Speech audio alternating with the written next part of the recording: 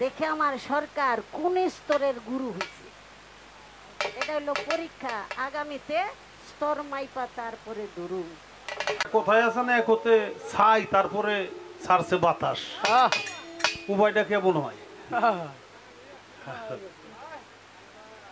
আইসি বক্তব্য কিছু কইতেও পারুম না, এর মধ্যে আবার পাল্লা দিছে গুরু শিষ্য।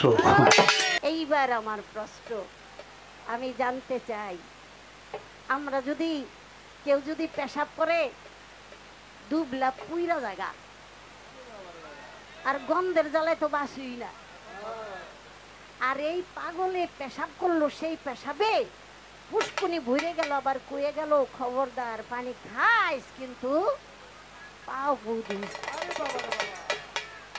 আমি জানতে চাই এই সাধনটা কোন সাধন?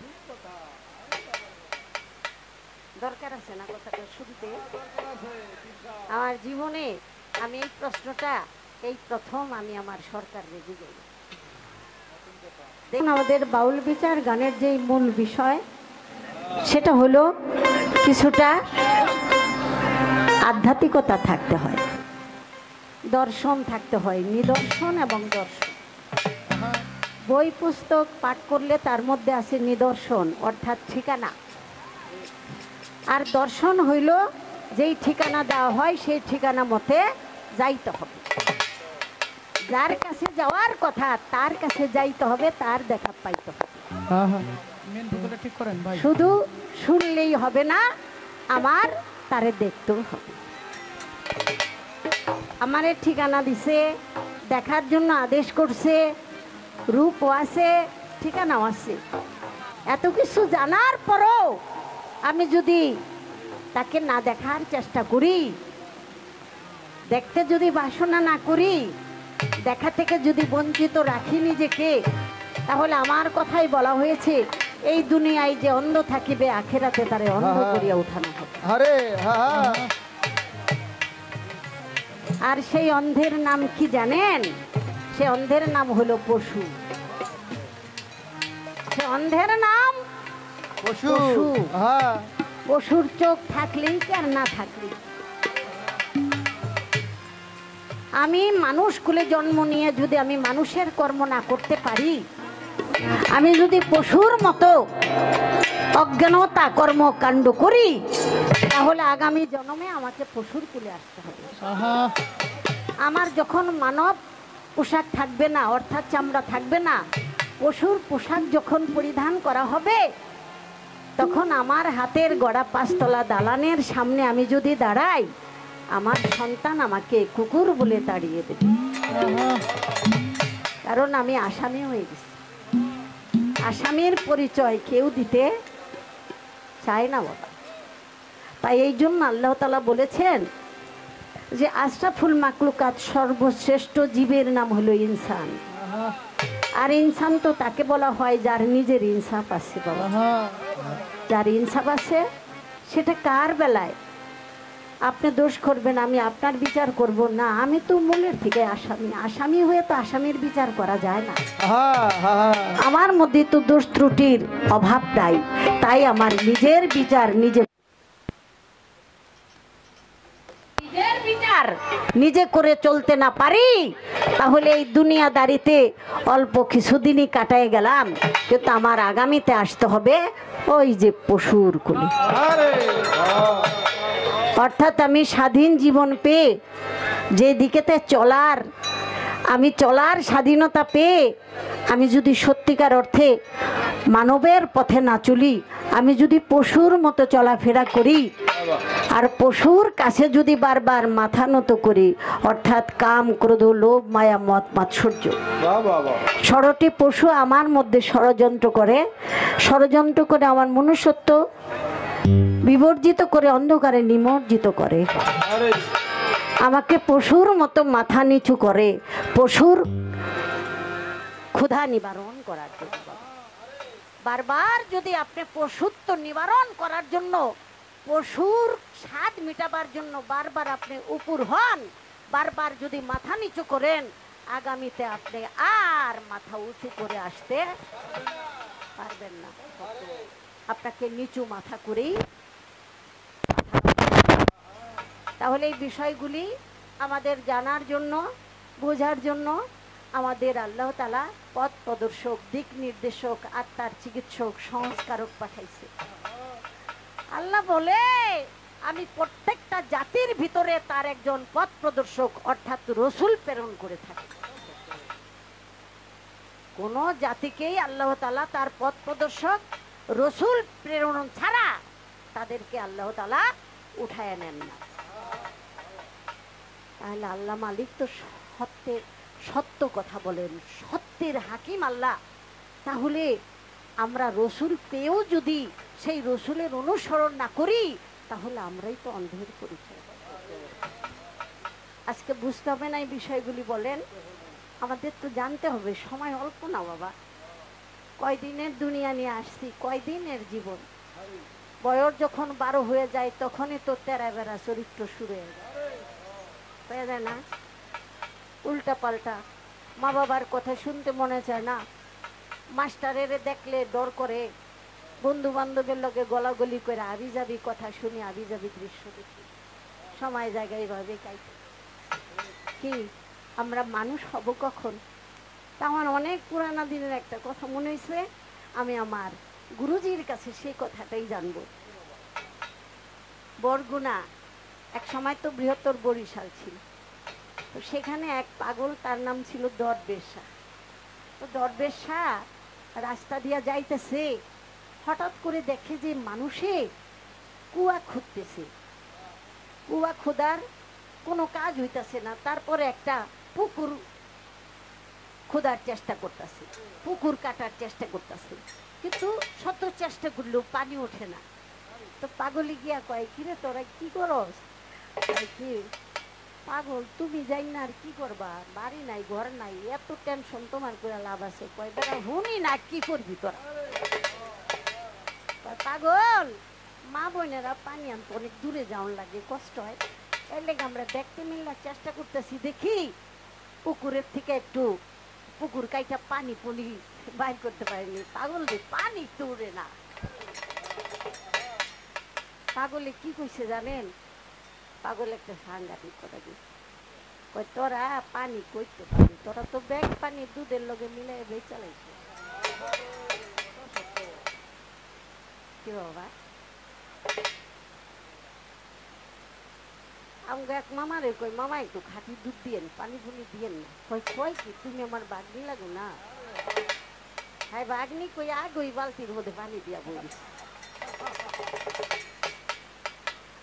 কি দেখলাম যে দুয়াইলো, সত্যি দেখলাম দুয়াইলো দুধ, এমন দিয়ে মানে পাতলা ক্যাব মিডেই লাগে না। পরে খবর নিয়ে দেখলাম মামুর পুরানা ব্যারাম আছে, আগে ওই পানি দিয়ে। এই পানিওয়ালা মামু কিন্তু অনেক আছে বাবা, তাহলে আমার মামু না, অনেকের মামুই আছে। এলা ভিতরে ভিতরে চিন্তা ভাবনা করেন কোন দুধের লগে কোন পানি মিলাইয়া বেচালে। কি বাবা তুমি বুঝবা না, না না না না না, ওরা বুঝবো না। ওরা যে নিচে নামছে, ওরা নিচে নামার মধ্যে আছে। এটি হইল সেই পানি আর সেই দুধ, ওই দুধের লগে পানি মিলাইয়া সব শেষ। এখন ফসার ফস, পানি শূন্যতায় ভুগতেছে।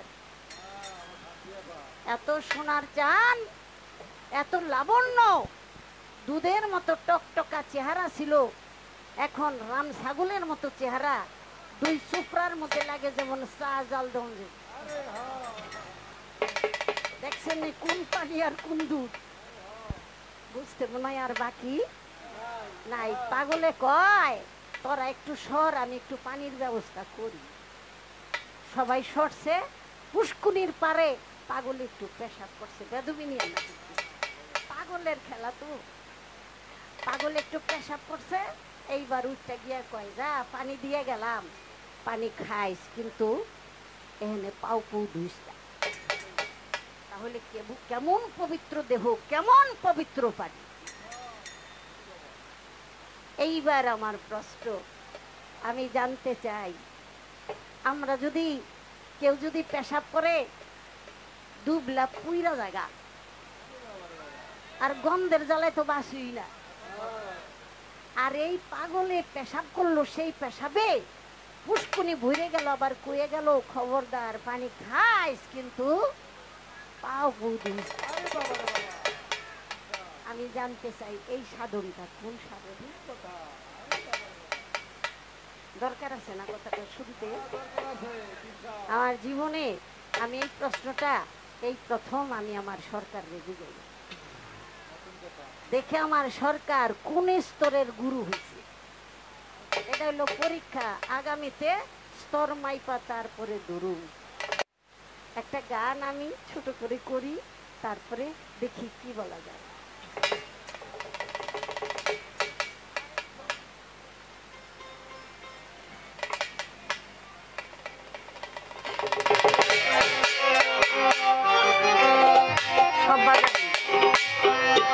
ও রে গুরু ভজন হইল নাই আমার, ও রে গুরু ভজন হইল নাই আমার।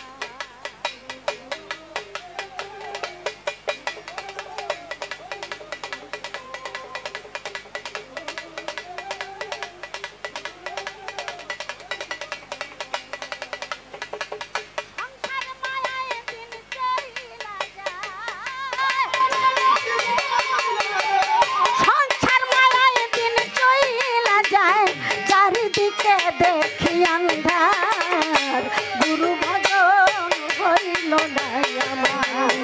আরে ও রে মুর্শিদ ভজন হইল নাই আমার।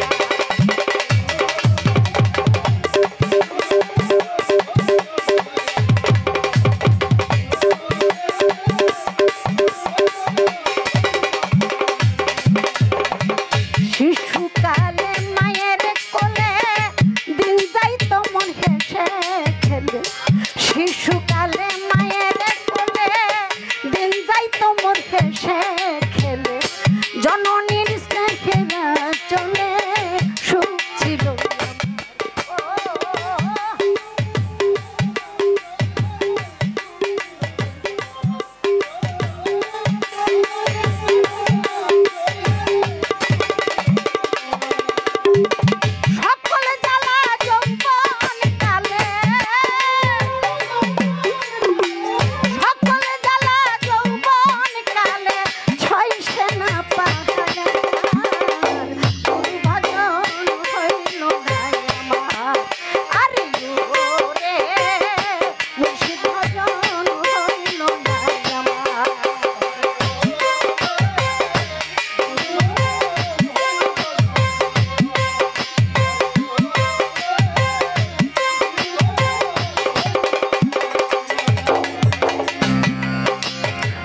চিনলাম না রে গুরু কি ধন, হইল না তাই আত্মদর্শন। চিনলাম না রে গুরু কি ধন, হইল না তাই আত্মদর্শন। ভুলে ভুলে সারা জীবন হয়ে গেল পার। ও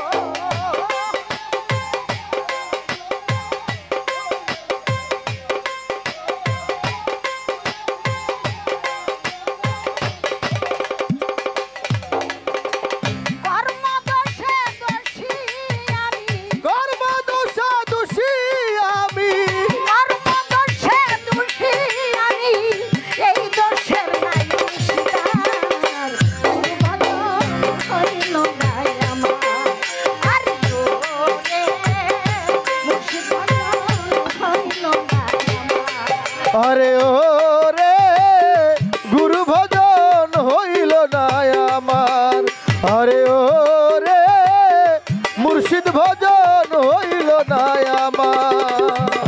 দয়াল গুরুর হইলে দয়া পাবো তাহার চরণ ছায়া, দয়াল গুরুর হইলে দয়া পাবো তাহার চরণ ছায়া।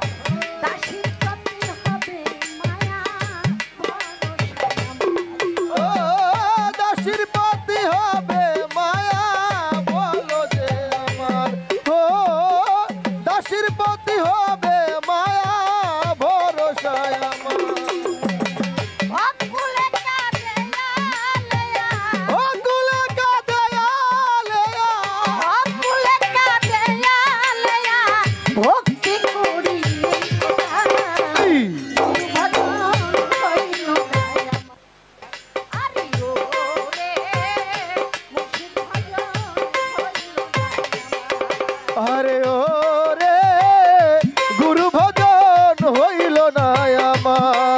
আরে ও রে মুর্শিদ ভজন হইল না আমার সংসার মায়ায় দিন চলিলা যায়, সংসার মায়ায় দিন সংসার মায়ায় দিন চলিলা যায়, চারিদিকে দেখি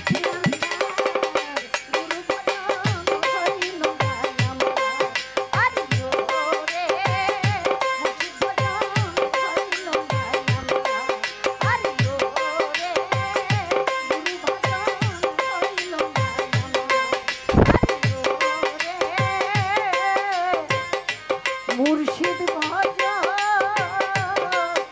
হইল না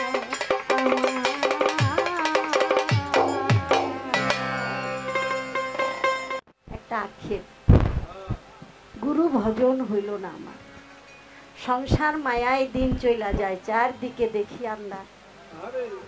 আমি যখন একা ছিলাম কত আনন্দে ছিলাম, আর যখন নাকি যৌবন আসলো গায়ে, কি জানি কি মনে চায়।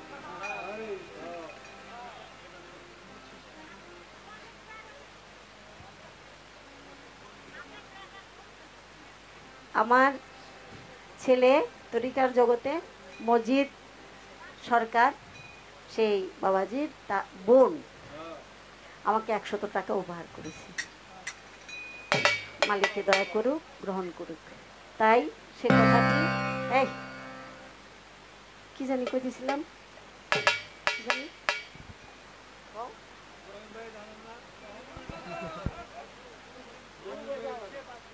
হ্যাঁ হ্যাঁ হ্যাঁ হ্যাঁ ভালো, তাই না? ভালো, আসলে আপনারা তো সঠিক, আপনাদের মধ্যে যে চুম্বক আমরা হইল আর আপনারা হলেন চুম্বক, হ্যাঁ, আপনাদের যে আকর্ষণে সেটাই আমাদের ভিতর থেকে মহাজন বের করে। আপনাদের যে এই প্রেমটা, এটাই হলো আমাদের মূল পুঁজি। আর গানে গানে আমরা সেই প্রেমকেই খুঁজি। আক্ষেপ আক্ষেপ নিয়ে দুনিয়ার মধ্যে বিচরণ করতেছি, যৌবন আসলো গায়ে, এদিক সেদিক মনে চায়, বিছরে পায় না বাপে মায়, আরে পুতে জানি কই যায়। আহা, মাই কয় ছেলে একটু বড় হইছে, বিয়ে দেওয়া লাগবে। কেন দেওয়া লাগবে? হ্যাঁ গলায় একটা দড়ি বাঁধতে হবে, আরে বউ নামক একটা দড়ি। ও বাবা, লাউড দড়ি কিন্তু কোনো মানুষের গলায় লাগে না, লাগে হইল পশুর গলায়। আহা আহা আরে তাহলে সে কেমন পশু? তার নাম হয়ে গেছে পাঠা। পাঠা বাড়ি গেছেন কেউ? যাইয়া দেখেন পাঠা খালি বো বো বো বো, হ্যাঁ তাই করে না? পাঠা বো বো বো বো করে, মানে পাঠার একটা বউ লাগে। আর আমার ঘরের ছেলে ও হইল মানুষের ঘরে পাঠা, ওরও একটা বউ লাগে। তাহলে এই পাঠা আর ওই পাঠা দুটোটা কিন্তু এক পদের ওই। তবে বাবা বেদমি নিয়েন না, যেটা নাকি অরিজিনাল পাঠা, ওই পাঠার চেয়ে মানুষ পাঠার দাম কম। বলতে পারেন এটা আপনি কি কইতাছেন, এটা আবার কেমনে? আমি বাস্তব অভিজ্ঞতা থেকে বলতেছি। কারো ঘরে যদি বকরি থাকে, বকরি আবাস দেয় তার পেটে বাচ্চা লাগবে, তাই তো দেয়। হ্যাঁ তখন মুরব্বীরা বুঝতে পারে। তো যেটা নাকি ভালো জাতের পাঠা, তার কাছ থেকে 500 টাকা লাগে বীজ আনতে, 500 টাকা লাগে। আবার আরো ভালো হইলে 1000 টাকা। ভালোর কোনো শেষ নাই। তাহলে এই দুনিয়ার পাঠা, এই পাঠার বীজ আনতে হলে 500-1000 টাকা লাগে। যার বাড়িতে 3টা-4টা পাঠা আছে, সে কি কয়? চইলা যায় আমার, ওগো খাওন ওরাও খাইতে পারে আবার আমিও খাইতে পারি, আহা ঠিক আছে না? মানে অগো কামাই ওরাও খায় আবার আমারও চাই। এটা কিন্তু দুনিয়াদারির একটা পশু পাঠার কথা। আর আমাদের ঘরে যে কিছু মানুষ পাঠা জন্ম দিলাম, আইএ বিএ এম এ পাশ করাইলাম, মানুষ হইব কইতে মানুষ। ওরা তো টাকা কামাইতে পারেই না, আর মার কাছ থেকে বাপের কাছ থেকে মিশা কথা কইয়া খোসায়া খোসায়া টাকা নিয়া আর ওদের বীজ নষ্ট করে টাকা পয়সা দিয়া। ও কথা ভাবুক হইলে ও বাবু খালা বুঝতে পারে ভাবুক হইলে বুঝতে পারে না, ভাবুকের বুঝা যায়। প্রেম সাগরে প্রেমের মানুষ ভেসে যায়, প্রেমময় প্রেম সাগরে প্রেমের মানুষ ভেসে যায়। ও বাবু খালা বুঝতে পারে বাবু খালা বুঝতে পারে ও বাবুকে বুঝা দেয় প্রেমময় প্রেম সাগরে প্রেমের মানুষ ভেসে যায়, প্রেমময় প্রেম সাগরে প্রেমের মানুষ ভেসে যায়। মা বাবা যদি জ্ঞানী হইতো তারে করাইতো না রে বিয়া, বানতো না বউ নামের দড়ি গলাতে পেঁচাইয়া। ভালো থাকবে ঘরে থাকবে আমার সোনার ছেলে, বউ পাইলে ছেলে কি আর ঘরের দরজা খুলে গো, ঘরের দরজা ও ঘরের দরজা খুলে গো, ঘরের দরজা খুলে, ও ঘরের দরজা খুলে। বাবারে 6 মাস পরে চাইয়া দেখি, আমার পরে ছায়া দেখি 6 মাস পরে চাইয়া দেখি মাংস নাই কুলার চাপায়, প্রেমময় প্রেম সাগরে প্রেমের মানুষ ভেসে যায়, প্রেমময় প্রেম সাগরে প্রেমের মানুষ ভেসে যায়। ওরে বাবু খোলে বুঝতে পারে বাবু খোলে বুঝতে পারে ও বাবুকে বুঝা দেয় প্রেমময় প্রেম সাগরে প্রেমের মানুষ ভেসে যায়, প্রেমময় প্রেম সাগরে প্রেমের মানুষ ভেসে যায়। তাই তো বলি বাবা গো, যদি মা বাবাই তরিকাপন্থী হইতো তাহলে ওই ছেলেটাকে নিজের হাতে একজন গুরুর কাছে দিত। আরে গুরুর কাছে তুইলা দিলে যখন ভক্তি দিত পায়, ওরে গুরুর স্পর্শ পাইয়া পাঠার গন্ধ কইতো না তাহার গায়ে।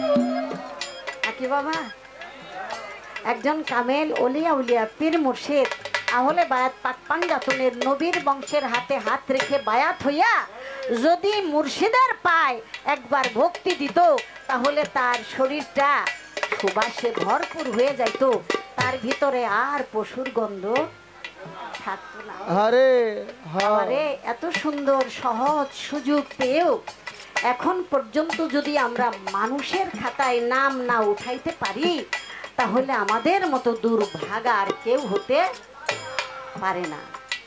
তাই তোই আমি দয়াল চান্দেন পায়ে ধরিয়া আসরেতে কথা বলবো পরাণ ভরিয়া, ওনার মতো সঠিক গুরু অরিজিনাল গুরু আমি পাবো রে কোথায়। তাই তুই আজকে অনেক কথা বলতে আমার মনে চায় গো, আমার মনে চায় গো, আমার মনে চায় গো, আমার মনে চায়। ওই আমি কথা জুড়া কথা বলবো কথা জুড়া কথা, কথা জুড়া গাথা বলবে দিদি আবে আয়, প্রেমময় প্রেম সাগরে প্রেমের মানুষ ভেসে যায়, প্রেমময় প্রেম সাগরে প্রেমের মানুষ ভেসে যায়। ওরে বাবু খোলে বুঝতে পারে বাবু খোলে বুঝতে পারে ও বাবুকে বুঝা দেয় প্রেমময় প্রেম সাগরে প্রেমের মানুষ ভেসে যায়, প্রেমময় প্রেম সাগরে প্রেমের মানুষ ভেসে যায়। বলে দিবেন দয়াল গুরু ধন্য রাজা সরে, গুরু আছে এই দুনিয়ায় কয় প্রকারে। আমারে তো জিগাইব শিষ্য কত প্রকার, আগে আমি এই ভাড়াটা কাইতালু। দুনিয়ার মধ্যে গুরু কয় প্রকার, কোন গুরুর সাথে কোন প্রেম করতে হবে আরে শুনেন, যারা নাকি আপনারা গুরু ধরছেন 12 বছরে এমন কথা পাইবেন না, আজকে যেই কথা কইয়া দিব ইনশাল্লাহ।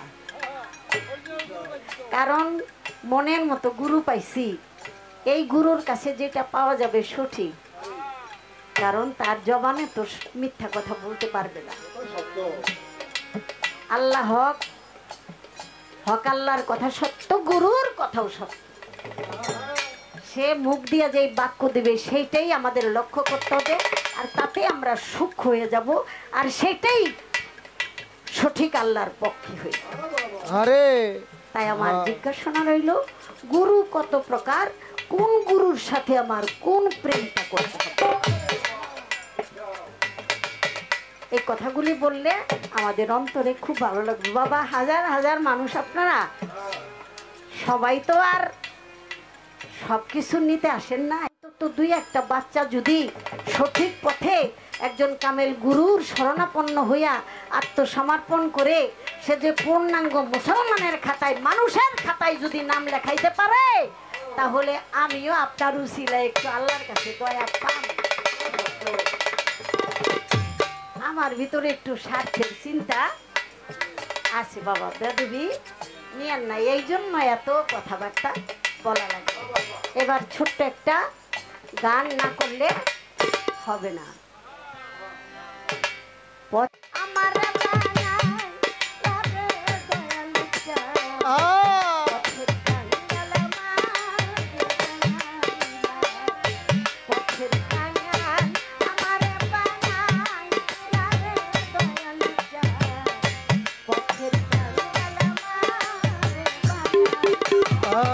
পথের কাঙাল আমারে বানাইলা রে দয়াল, পথের কাঙাল আমারে বানাইলা, পথের কাঙাল আমারে বানাইলা রে দয়াল, পথের কাঙাল আমারে বানাইলা।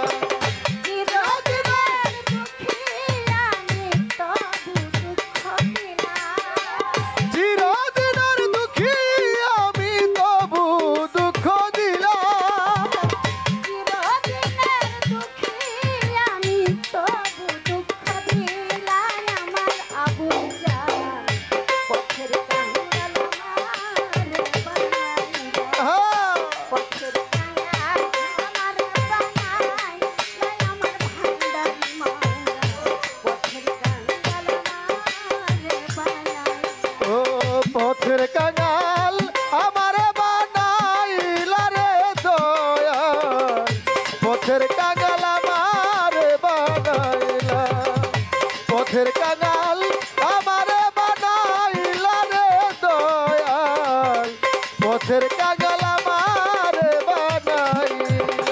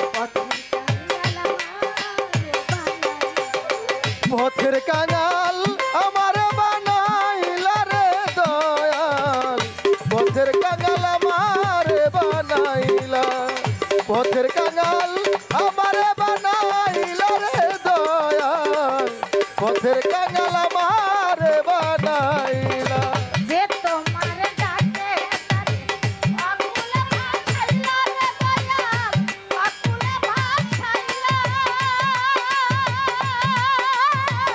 যে তোমার চাইরে ধরে ও কুলা বসাইলা রে দয়াল ও কুলা বসাইলা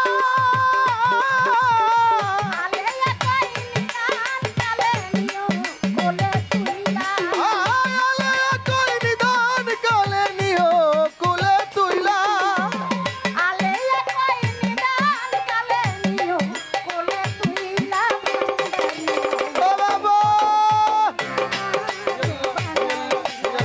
পথের কাঙাল আমার বানাইলা রে দয়াল পথের কাঙাল আমার বানাইলা পথের কাঙাল আমার বানাইলা রে দয়াল পথের কাঙাল আমার বানাইলা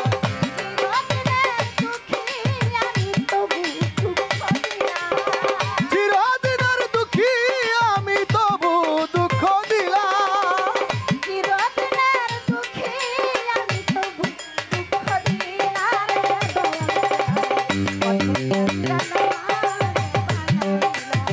পথের কাঙাল আমারে বানাইলা রে দয়াল পথের কাঙাল আমারে বানাইলা পথের কাঙাল আমারে বানাইলা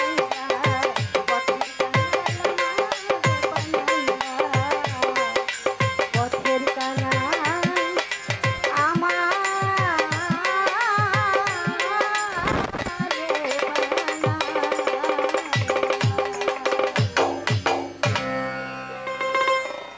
পালা হলো গুরু এবং শিষ্য।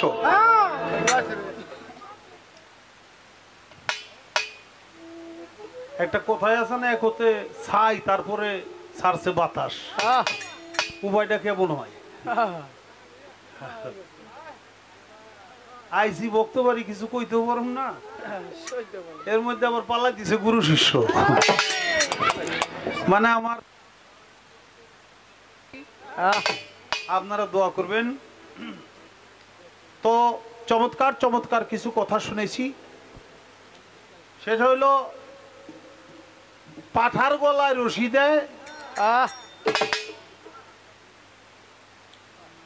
আর এখন ছেলে যদি জোয়ান হয় ছেলের গলায় রশি দেয়, বউ নামক রশি। আসলে বিষয়টা কি বাবা, ওই এক বাবাই বলে অসুস্থ হয়েছে, এখন মরে যাব। এ সময় ফুলারে ডাক দিয়ে কইতেছে, বাবা আমি শেষকালে তোর একটা ওসিয়ত করে যাই। কি ওসিয়ত? কই বাবা, বিয়ে করে যে কি যন্ত্রণা, বোর যন্ত্রণা সে যন্ত্রণার নাই। বিয়ে করার আগে স্বাধীন, যেখানে খুশি সেখানে যাও, যা খুশি তাই করো, যে রাত ধরে একজনের কাছে বসেই রইলা, কোনো অসুবিধা নেই। বিয়ে করছো তো মরছো। হ্যাঁ, কারণ চাল নাই, ডাল নাই, নুন নাই, তেল নাই, কাঁচা মরিচ নাই, শুকনা মরিচ নাই, গোলালু নাই, তুমি কোন জায়গায় কি করো? সবগুলি কথার জবাব দিন লাগবো। রাত 10টার বেশি বাজে কেন? কি ব্যাপার, এত রাত হয়ে গেছে, তুমি এলাকা কেন? কার সাথে কথা কও? নানান জবাব দিন লাগে। বাবা তোর মায়ের বিয়া করে যে একটা যন্ত্রণা হইব, তোরে আমি শেষ মুখে অনুরোধটা করে যাই, বাবা বিয়া কিন্তু করিস না। বিয়া করলেই যন্ত্রণা আর সহ্য করতে পারবি না। তো ফুলাই কয়, বাবা ঠিক আছে, আমি তোমারে কথা দিলাম, তোমার এই ওয়াদা আমি অক্ষর অক্ষরে পালন করব। আমি মরার আগেও আমার ছেলের হাত ধরে এই কথাটা অন্তত কয়ে যাব।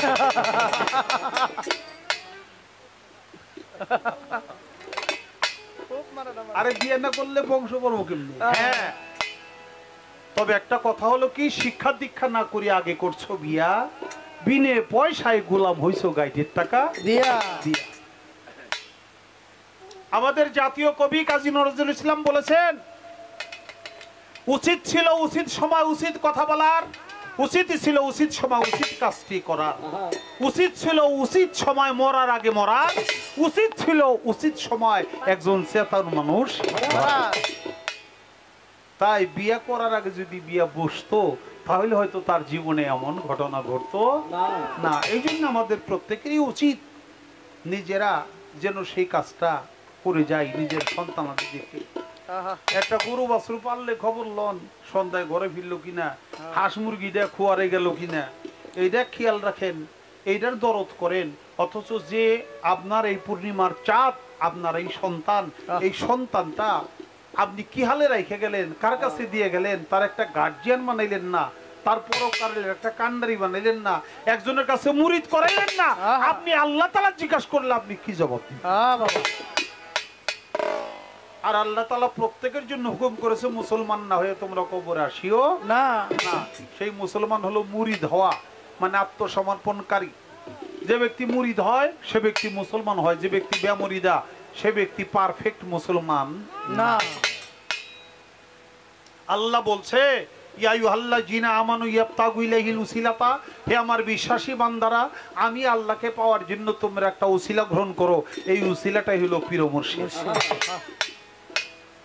আরো বলেছে ফালান্তা জাদাল্লাহু ওয়ালিয়াম মুরশিদা, যার অন্তরে মোহর মারা হয়ে গেছে সে কোনোদিন ওলি পর্যায়ের মুর্শিদ খুঁজে পাইবো না। সূরা ফাতির 10 নং আয়াতে আমার আল্লাহ তাআলা বলছে ইন্নাল্লাযীনা ইউবাইয়ুনাকা ইন্নামা ইউবাইয়ুনাল্লাহা ইয়াদুল্লাহি ফাওকা আইদিহিম। হে রাসূল, আপনি বলে দিন যারা আপনার হাতে হাত রেখে বায়াত গ্রহণ করেছে তারা শুধু আপনার হাতে নয়, তারা আমি আল্লাহর হাতেই বায়াত হয়েছে, কারণ ওই হাতের উপর আমি আল্লাহর হাত রয়েছে। তাই প্রত্যেক জাতিতে আল্লাহ তাআলা রাসূল প্রেরণ করেছে। সেই রাসূল হলো চিরবর্তমান, ছিল, আছে, থাকবে। সেই রাসূল হলো নায়েবে রাসূল। রাসূল বলছে আল উলামা ওয়ারাসাতুল আম্বিয়া। রাসূলের সহি হাদিস, আল উলামা ওয়ারাসাতুল আম্বিয়া। আম্বিয়া এই পৃথিবীতে যারা হক্কানি আলেম, হক্কানি মাশায়েখ, তার হলো আমি রাসূলের ওয়ারিস। তাদের হাতে হাত দেওয়া, আমি রাসূলের হাতে হাত দেওয়া, তাদেরকে মহব্বত করা, আমি রাসূলকে মহব্বত করা। তো বাজান,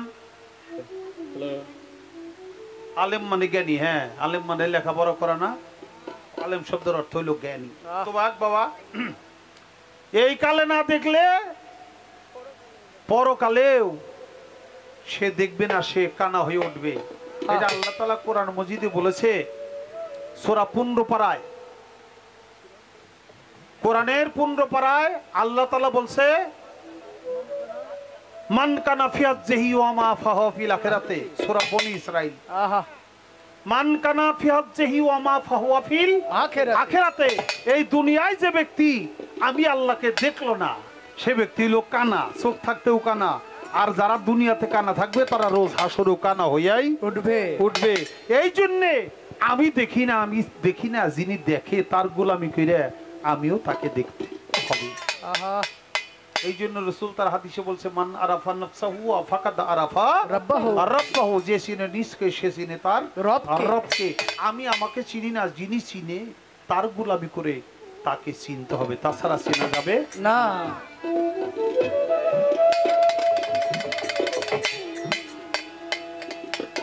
তো বাজান একটা প্রশ্ন করছে, কোনদিন জীবনে এই প্রশ্ন শুনি নাই, এটাই সত্য। অহেদ দরবেশ বরগুনাতে পুকুর কাটছে মানুষ, পানি উঠে না। অহেদ দরবেশ কয় তোরা পানি পাবি, পানি তো শেষ করে ফেলা যাস তোরা। হ্যাঁ, কামকুটির ব্যবস্থা করেন। পাগলে কয় তো তোরা একটু সাইড দে যায় সেরে। উনি অহেদ দরবেশ ল্যাংটাই থাকতো। উনি দাঁড়ায় দাঁড়িয়ে পুকুরের মধ্যে পেশাব করছে, আর পুকুরটা ভরে গেছে। কয় যা পানি দিলাম পাও দুষ নে আইস। কয়টা কোন সাধনা? এই সাধনা তো ওই সাধনাই, আপনি তো বলেই ভালাইলেন যে সাধনার কথা। এটা বলার অপেক্ষা রাখে কি? তারা পানি অপচয় করে নাই। অহেদ দরবেশ কোনো পানি অপচয় করে নাই, পানিকে সংরক্ষণ করছে, ওই জায়গায় ছেড়ে দিছে। খালি একজন না, ওই যে শাহ সুলেমান ল্যাংটা বাবা, সেই ল্যাংটা বাবা ভক্তরা কান্দে, খরায় সব শস্য নষ্ট হয়ে দিতেছে, একটু বৃষ্টি হয় না, আপনি আল্লাহর ওলি, আপনি একটু আমাদের ব্যবস্থা করে দেন। আর সে তো ল্যাংটা, শাহ সলিমান ল্যাংটা বাবা, উনি ওই দাঁড়ায় দাঁড়ায় পেশাব করতেছে, যা পানি দিলাম, দুয়ারের মধ্যে করছে পেশাব, আসমান থেকে জব জবাই বৃষ্টি শুরু করে। বাবা আমি গানটা ধরবো একটু পরে, একটা কথা বলবো, আমার এই কথার মধ্যে আবার কে কোন ফেরকা ধরে বসবেন আমি জানি না, এই জন্য আমি দুটি হাদিস বলবো। একটা হাদিস বলবো, নবী করিম সাল্লাল্লাহু আলাইহি সাল্লাম তার এক বিবির ঘরে রাত্রে শোয়া, রাসূল একটু অসুস্থ বোধ করতেছে, তাই তিনি মাটির খোঁড়ায় মাটির পাত্রে পেশাব করে উনি আবার শুয়ে রয়েছে, বাইরে আর বাইরে জানি, ঘরেই পেশাব করছে। নামাজের সময় হয়েছে, উঠা রাসূল মসজিদে চলে গেছে, পেশাবের পানি যে রয়েছে এটা তার খেয়াল নাই। ওই বিবি যে বিবির ঘরে ছিল সেই বিবির নাম ছিল হাফসা। হাফসা উঠছে, উঠে দেখে রাসূল তো মসজিদে গেছে, কি নিজের পানি পিপাসা লাগছে, তো পানি তো মশকে থাকে, চাই দেখে সালমা, সালমা, আচ্ছা সরি, ওই বিবির নাম হলো সালমা। সে চাই দেখে যে মশকে যাইয়া পানি এনে ভরুন লাগবো, কিন্তু পাশেই পানি স্বচ্ছ, খুব সুন্দর পানি এবং সুঘ্রাণ, উনি পানি পাইয়া একবারে চমুক দিয়ে খাই ফেলাইছে, সবটুক খাই ফেলাইছে। উনি যখন পানি খাইয়া ফেলাইছে, রাসূল নামাজ পড়ে ঘরে ফিরছে, কইতেছে সালমা এটা না পানি ছিল? কয়ে রাসূলুল্লাহ পানি পিপাসা লাগছিল, খাইছি, কিন্তু জীবনে এত সুস্বাদু পানি আমি খাইনি, এত সুস্বাদু পানি। তুমি জানো না তো ওটা পেশাব, আমি পেশাব করছিলাম রাত্রে। কয়ে রাসূলুল্লাহ তাহলে এখন আমার উপায় কি? পেশাব যদি গায়ে লাগে তাহলে তো বাবা আসতে বাজাও, পেশাব যদি গায়ে লাগে, কাপড় চোপড় লাগে, অপবিত্র হয়ে যায়, নামাজ চলে না। আর আমি যে আপনার পেশাবের পানি পান করলাম, আমার উপায় কি হবে? রাসূল বলল, রাসূলের পেশাব তোর দেহের ভিতরে ঢুকছে, এই জন্য তোর দেহটাই পেশাবের কারণেই জাহান্নামের আগুন মুক্ত হয়ে গেছে, তুই বিনা হিসেবে জান্নাতে যাবি। জোরে জোরে বলেন সুবহানাল্লাহ। একটা হাদিসের কথা বললাম, পেশাবের কথা। পরবীর আব্দুল কাদের জিলানী একটু অসুস্থ, ভক্তরা কয় যে বাবা একটু পেশাব দেন, আমি এটা পরীক্ষা করে আনি। ডাক্তার কাছে যাইতে চাই, যাইতে যাইবো না, অবশেষ কয়েকটি একটু পেশাব দেন, তো পেশাব করে দিছে। ওই পেশাব লইয়া ডাক্তারের কাছে গেছে, ডাক্তারের কাছে যে সেরে পেশাব দিছে, ডাক্তার কয় কি পেশাব নাকি অন্য কিছু? কয় না এটা পেশাব। পেশাব কিরকম নাকি নাকি করে কি পেশাবে এত ঘ্রাণ হয়, পেশাব এত স্বচ্ছ হয়? বরবীর আব্দুল কাদের জিলানীর পেশাব এটা আমার মুর্শিদ কেবলার। তিনি পরীক্ষা করে দেখলো সেই জমজম কূপের পানি যেমন পরিষ্কার পবিত্র, তেমনি এই পেশাবের পানিটাও পবিত্র। সাথে সাথে তিনি এবং 450 ইহুদি লইয়া বরবীর আব্দুল কাদের জিলানীর কাছে আইসা কলমায়ে তাইয়্যিবা ইলাহা ইল্লাল্লাহু মুহাম্মাদুর রাসূলুল্লাহ পাঠ করে মুসলমান হয়ে গেল, বরবীরের কাছে মুরিদ হয়ে গেল। জীবনে যারা পানি ক্ষয় করে না, পানির নাম জীবন না, পানি ক্ষয় করা মানে তো জীবন ক্ষয় করা। জীবনে যারা পানি ক্ষয় করে না, তাকে পানিতে এরকমই থাকবো, ইচ্ছা করলেই পানি ছাড়তে পারে। এটা বিষয়ে আর আমার বলার কিছু নাই, তবে একটা গান আমার করতে হবে। বিজ্ঞানময় বিধাতা যিনি,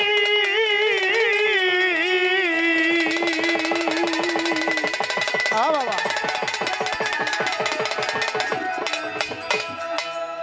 ওরে ভাই, বিজ্ঞানময় বিধাতা যিনি, অবাজান আত্মা রূপে আছে তিনি, নবরূপে নিজেই নারায়ণ।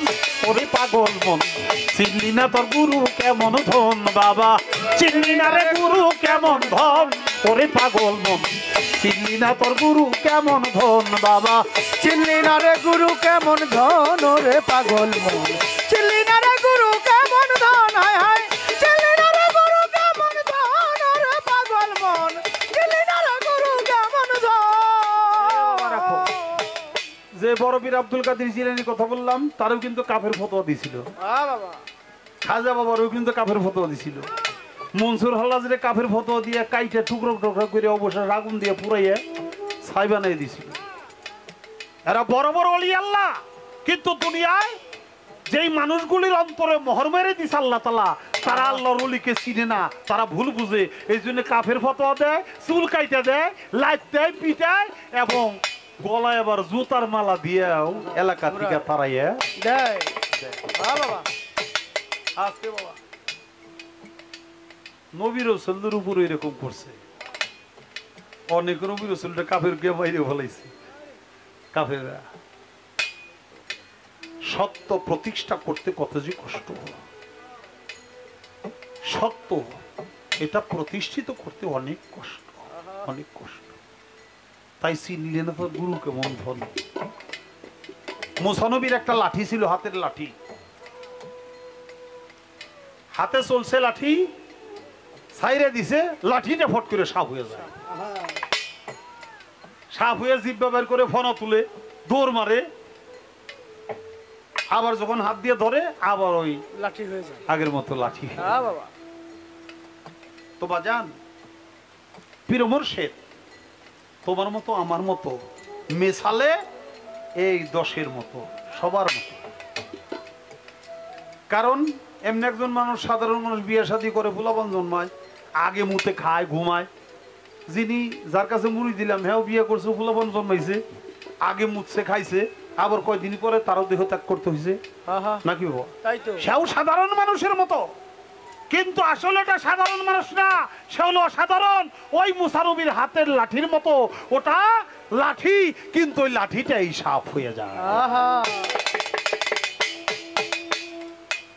তাই বিজ্ঞানময় বিধাতা যিনি, আত্মারূপে আছেন তিনি, নবরূপে নিজেই নারায়ণ। করে পাগল মন চিনলি না তোর গুরু কেমন ধন। অনন্ত আদি বিধাতা, সে যে ভালো মন্দের নির্দেশ দাতা রে, সে যে রসুল রূপে করছে আগমন। করে বাজান রে রসুল রূপে করছে আগমন, আমার বাজান রে রসুল রূপে করছে আগমন। সে যে রবুবিয়াত সঙ্গে লইয়া, ও বাবা রবুবিয়াত সঙ্গে লইয়া রেসালত প্রকাশ করিয়া, যে রববিয়াত সঙ্গে লইয়া রেসালত প্রকাশ করিয়া, রবুবিয়াত সঙ্গে লইয়া রেসালত প্রকাশ করিয়া, মাসে খোয়া রাখছে মাওলার মন রে বাবা, মাসে খোয়া রাখছে দোস্তের মন। করে পাগল মন চিনলি না তোর গুরু কেমন ধন বাবা, চিনলি না রে গুরু কেমন ধন। করে পাগল মন চিনলি না তোর গুরু কেমন ধন। আরে বিজ্ঞানময় বিধাতা যিনি, ও বাজান বিজ্ঞানময় বিধাতা যিনি, আত্মার রূপে আছে তিনি, নবরূপে নিজেই নারায়ণ রে বাবা, নবরূপে নিজেই নারায়ণ রে পাগল মন। চিনলি না তোর গুরু কেমন ধন, চিনলি না রে গুরু কেমন ধন রে পাগল মন, চিনলি না রে গুরু কেমন ধন। যখন রেসালত প্রতিষ্ঠা হইল, তখন জান্নাতের দ্বার খুইলা গেল রে, তখন আবার আসে খোঁজা ভজে ওই চরণ। ওরে আমার পাগল বাজান রে আসে খইয়া ভজে ওই চরণ, আমার বাজান রে আসে খইয়া ভজে ওই চরণ। আরে যখন রেসালত প্রতিষ্ঠা হইল, জান্নাতের দ্বার খুইলা গেল রে, তখন আসে খোঁজা ভজে ওই চরণ। আমার বাজান রে আসে খইয়া ভজে ওই চরণ, আমার বাজান রে আসে খইয়া ভজে ওই চরণ। যখন মাওলায়াতি জারি হইল,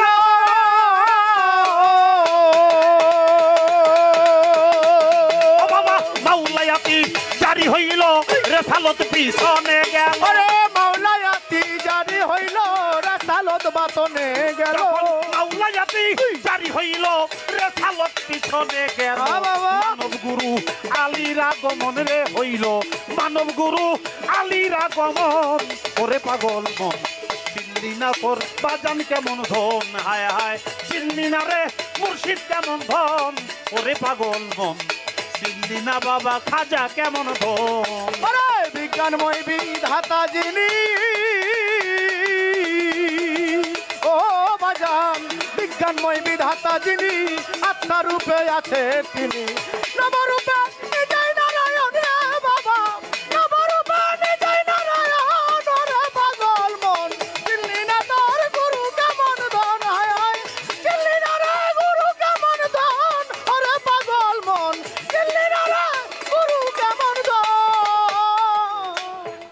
তিন ধারা প্রাপ্ত যারা কারা বাজান এই দুনিয়ায় আল্লাহ নবী আলী রে তারা তোর গুরু হইল তাদেরই একজন আমার বাজান রে গুরু ভান্ডারি হয় হইল তাদেরই তাদেরই একজন আমার বাজান রে গুরু হইল তাদেরই একজন ওরে পাগল এই তিন ধারা প্রাপ্ত আল্লাহ নবী আলী রে তারা তোর গুরু হইল তাদেরই একজন আমার বাজান রে গুরু হইল তাদেরই একজন আমার বাজান রে গুরু হইল তাদেরই একজন তৌহিদের তার খুলিয়া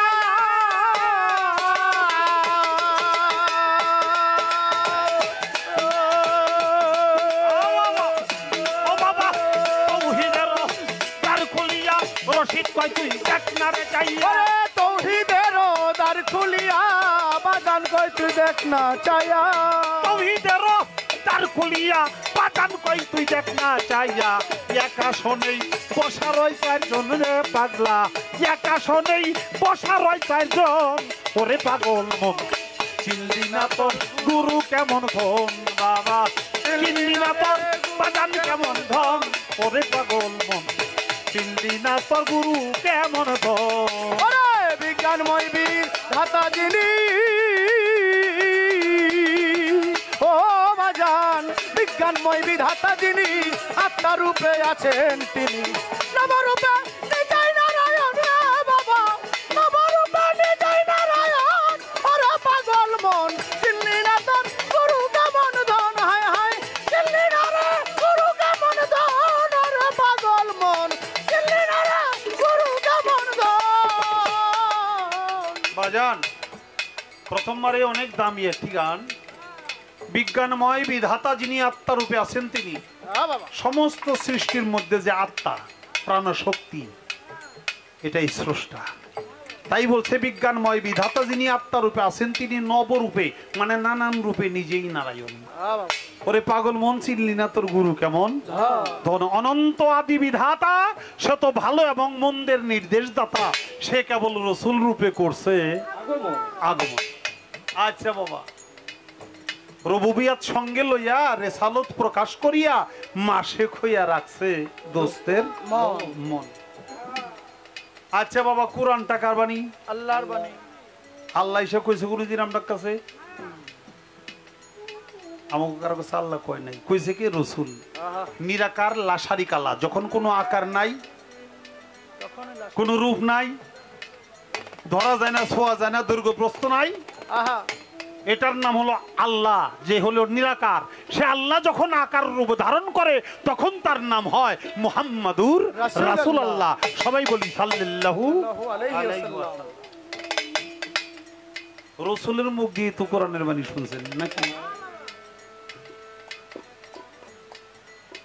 আল্লাহ হইলো চাইছে আমার সৃষ্টি মানুষের মধ্যে আমি এই কাজ করার জন্য বলবো ভালো কাজ করার জন্য বলবো খারাপ কাজ করতে না করব আহা ভালো কাজ করলে জান্নাত পাবে খারাপ কাজ করলে জাহান্নাম দুজক পাবে আমি এটা জানাই দেই আল্লাহ তাআলা নিজে আল্লাহ হইয়া জানাইলো না আল্লাহ তাআলা রসুল হইয়া এই দুনিয়ার বুকে আমাদেরকে জানাই দিল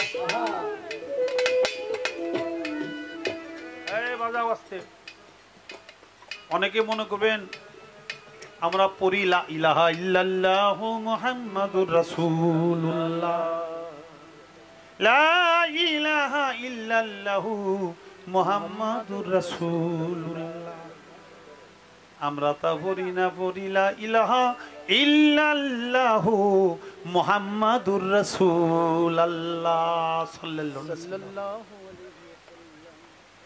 একটু বেশ কম আছে পরের মধ্যে লুল্লা উল্লাহ লুল্লা মানে লুলা উল্লাহ মানে বললা এত সুন্দর মধুর নাম আল্লাহ রাসূল আল্লাহ এটা না না কয়ে কয় রাসূলুল্লাহ নিরাকার অবস্থায় আল্লাহ আকার রূপ ধারণ করলে তার নাম হয় মুহাম্মাদুর রাসূলুল্লাহ সাল্লাল্লাহু আলাইহি ওয়াসাল্লাম বাবা আল্লাহ তাআলার সৃষ্টি দুই ভাগে আল্লাহ তাআলার হুকুমটাও দুই ভাগে আপনারা জানেন আল্লাহ তাআলা সৃষ্টি করছে তার ইবাদতের জন্য জিন এবং ইনসান, তার মধ্যে একটা নর আর একটা নারী, একটা ছেলে আর একটা বাবা আর একটা মা, আর একটা আসমান আর একটা জমি, একটা চন্দ্র আর একটা সূর্য, একটা ব্যস্ত আর একটা দুর্যোগ, একটা ভালো আর একটা মন্দ, একটা আদেশ আর একটা নিষেধ, নিষেধ, একটা ভাই আর একটা বোন, একটা শক্ত আর একটা নরম, আর একটা ঠান্ডা আর একটা গরম। মানে আল্লাহ তাআলার সৃষ্টির ধারাগুলো এরকম দুই ভাগে, আহা, একটা নেগেটিভ আর একটা পজিটিভ। একটা করো আদেশ করছে আর একটা নিষেধ কইরো না। এটা কইছে কে? আল্লাহর এই আশাটা পূরণ করছে আমার রসুল। আল্লাহ যা চাইছে রসুল তাই পূর্ণ করছে। এখানে রসুল হয়ে গেছে মাশেক, আল্লাহ তাআলা নিজে হয়ে গেছে আশেক। তারপরে বলছে যখন রেসালত প্রতিষ্ঠা হইল, জান্নাতের দ্বার খুইলা গেল, তখন আবার আশেক হইয়া ভজই চরণ। নবী তখন কাদের কয়, আল্লাহ রে যত শাস্তি পারো তুমি আমারে দাও, আমার গুনাহগার উম্মতরে কোনো কষ্ট দিও না। দিও না। তাই এখানে আবার রসুল আশেক, আল্লাহ হইল মাশেক। যখন মাওলায়াতি জারি হইল তখন রেসালত পিছনে গেল, হইল মানব গুরু আলীর আগমন। আগমন, মাওলা আলী মান কুনতুম মাওলাহু ফাহাজা আলিউন মাওলা। নবী তার গাদিরে খম নামক জলাশয়, ঈদে গাদির। মুসলমানের ঈদ কয়টা কইতে পারেন বাবা? হ্যাঁ, 52টাই। আচ্ছা, আলহামদুলিল্লাহ আলহামদুলিল্লাহ আলহামদুলিল্লাহ, এটাও ঠিক আছে, ঠিক আছে ঠিক আছে। 52টা ঈদ হইল সপ্তাহে একটা করে। আলহামদুলিল্লাহ, যেটা বার শুক্রবার। আচ্ছা ঠিক আছে, আলহামদুলিল্লাহ, এটাও একটা মত। কিন্তু আমরা তো উদযাপন করি ঈদুল আজহা, ঈদুল ফিতর, এই দুইটা সমস্ত হাজার হাজার ঈদ একাত্র করে এক পাল্লায় দিলে, ঈদে মিলাদুন নবী রসুলের শুভ আগমনের দিন এক পাল্লায় দিলে এই ঈদে মিলাদুন নবীর ওজনটা বেশি হবে। তাহলে হইল তিনটা। রসুল থাকতে একটা ঈদ করে গেছে, ওইটার নাম ঈদে গাদির, যেদিন হযরত আলীকে মাওলায়াত দান করেছে এবং গাদিরে খমে বলেছে মান কুনতুম মাওলাহু ফাজা আলিউন মাওলা। এটা তরিকতপন্থীদের ঈদ, যেটার নাম ঈদে গাদির। বাজান, নবী বলছিল আনা মদিনাতুল ইলমে ওয়া আলিউন বাবুহা, আমি নবী হলাম ইলমের শহর আর হযরত আলী হলো ওই শহরে প্রবেশ করার দরজা। যারা আলীর দরজা দিয়ে প্রবেশ করবে তারা কেবল আমার ইলমের শহরে ঢুকতে পারবে, আর যারা আলীকে বাইপাস করে আমার ইলমের শহরে ঢুকতে চাবে তারা জীবনেও কশিন কালেও আমার ইলমের শহরে প্রবেশ করতে পারবে না। রাসূলের সাথে দেখা হবে একবার, মাওলা আলীর সাথে দেখা হবে দুইবার, মনে রাখবেন। রাসূলুল ইলম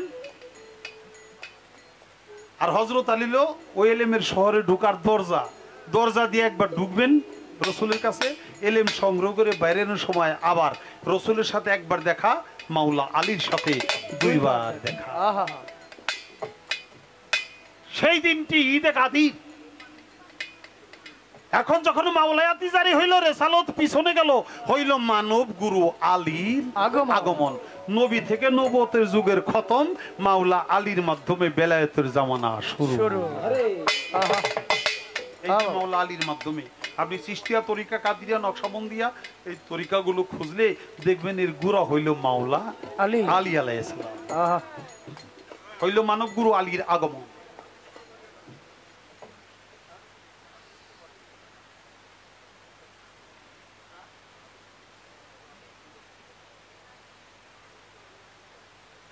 এটা আদিষ্টবাণী, আদেশ। মান কুনতুম মাওলাহু ফাহাজা আলিউন মাওলা। রাসূল হইল আদেশ করছে, তোমরা জেনে রাখো আমি নবী যাদের মাওলা, এই মুহূর্ত থেকে হযরত আলী হবে তাদের মাওলা। আচ্ছা বাবা, এই যে গানের সময় কেউ যাওয়া আসা করবেন না, একজন দুইজন যাইবেন, একজন দুইজনের জন্য মন খারাপ হয়ে যাবে। বাবা, এই কাজটা কেউ করবেন না। অবশেষে কি বলল গানের ছন্দে? এই তিন ধারা প্রাপ্ত যারা আল্লাহ, আলী, নবী, তারা তোর গুরু হলো তাদেরই একজন। সেই তিন ধারা কি? একটা হলো রুবুবিয়াত, আর একটা রেসালাত, আর একটার নাম মাওলায়া। হ্যাঁ, এখানে উলহিয়াত নাই, উলহিয়াতটা আর একটা,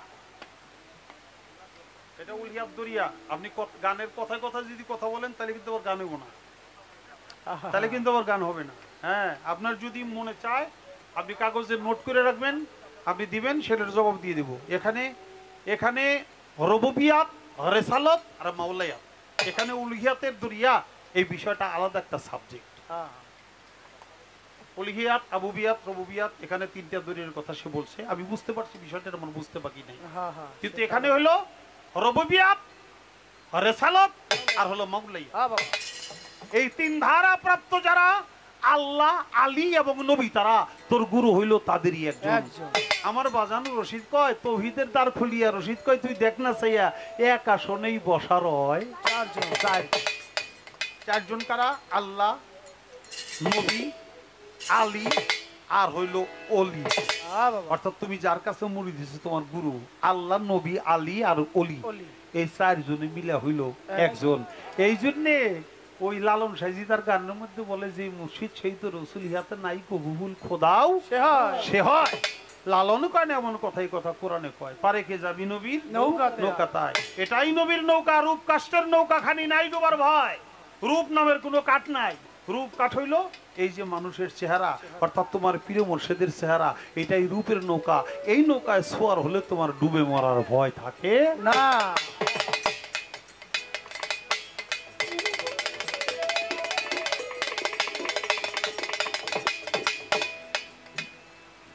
এবার আমাকে বলে গুরু হয় কয় প্রকার? প্রথমত বলবো অলি হইল দুই প্রকার। প্রথমত বলবো অলি হইল দুই প্রকার, একটা মজ্জুব আর একটা হলো সালেক। যিনি সালেক তিনি ঘর সংসার, বিয়া শাদী, পোলাবন টোলাবন হয়, সবকিছুই করে, সংসার নিয়ে চলে। আর একটা হলো মজ্জুব, যিনি ঘর সংসার ত্যাগ করে পাগল হয়ে যায়, ল্যাংটাও থাকতে পারে, খাইলে খাইতেও পারে, গোসল করলে করতেও পারে, নাও পারে, সে হলো মজ্জুব। যাকে আমরা পাগল নামে চিনি, সে আল্লাহর পাগল, তাকে মজ্জুব অলি বলে। দুই ভাগে বিভক্ত। এইবার মাতা গুরু, পিতা গুরু, গুরুজ্যেষ্ঠ ভাই, তার চেয়ে অধিক গুরু ভজনের কাজ। তাহলে পৃথিবীতে গুরু চারজন, আরে চারজন কইলেই শেষ হইব না, এই চারজন কইলেই শেষ হইব না। যারা বয়সে বড় তারা প্রত্যেকেই গুরু, নাকি বাবা? তারা গুরুজন না? গুরুজন, তারা প্রত্যেকেই গুরু। আদম হলো প্রথম খলিফা, ওয়াইজুকাল রাব্বুকাল লিল মালাইকাতিন নিজাইলুন ফিল আরদে খলিফা। খলিফা হলেই গুরু, খলিফা হইলেই গুরু। আদম এক গুরু, যার কাছে মুরিদ দিয়েছে সেও এক গুরু।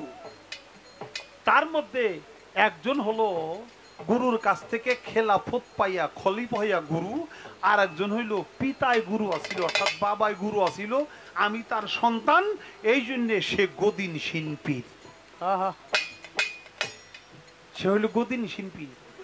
যেমন একটা কথা, আমি মজিদ সরকারের খেলাফত দিছি, মজিদ সরকার খলিফা, খেলাফত প্রাপ্ত গুরু, কিন্তু মজিদ সরকারের কোনো পোলাবন্ডে যদিও বসাই থুয়ে যায় যে আমি ওরে আমার এই গদিটা রক্ষা করার জন্য দিলাম, হ্যাঁ দায়িত্ব দিয়ে গেলাম, সে দায়িত্ব পাইল ঠিকই, কিন্তু সে সত্যিকারে খেলাফত প্রাপ্ত গুরু না, সে হইল গদিন শিল্পী।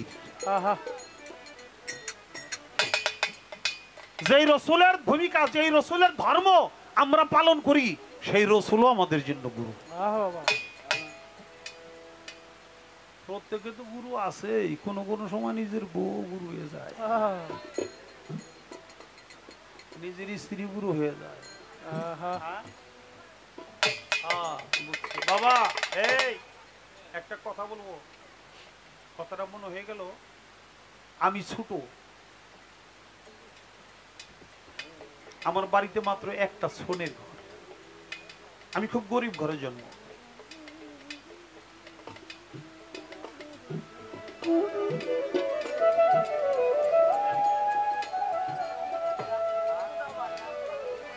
আজগর আলী ঘুঘু দাও ভক্ত ছেলে 200 টাকা পুরস্কার করছে, ধন্যবাদ। আমি তখন ছোট, গান শিখতে আসছে কিনা এটা আমার মনে পড়ে না। আসলেও আমি হাফ পেনি পড়ি, লুঙ্গি পরা এখনো শুরু করিনি। আমার বাবা এক জায়গায় মুরিদ, আমার মাও সেখানে মুরিদ। আর আমার দুই চাচা, আমার বাচ্চারা তিন ভাই, একজন বাচ্চা আছে, দুইজন আল্লাহ লয়ে গেছে। আমার বাবা শহর লয়ে গেছে, আমার মেজো চাচাটা বাচ্চা আছে। আমার দুই চাচা হইলে আমার উস্তাদ রশিদ সরকারের কাছে মুরিদ। আমার বাবা মা আবার অন্য জায়গায় মুরিদ। তো সকালবেলা এক ঘরেই সব শুই আমরা, ভাই বোন সব মিল, আর তো ঘর নাই, একই ঘরে শুই। দেখি সকালবেলা বাবা উঠছে, মা উঠছে, দুজন এটা সুন্দর জোড়াসন করে বইছে, জোড়াসন করে বইছে। আমার বাবাই বসছে, আমার মায় আমার বাবার কোছে ভক্তি দিতেছে, এটা আমি দেখছি। আমি চেতন, কিন্তু সারা শব্দ করতেছি না, আমি চাই এসে দেখতেছি কি করে এরা।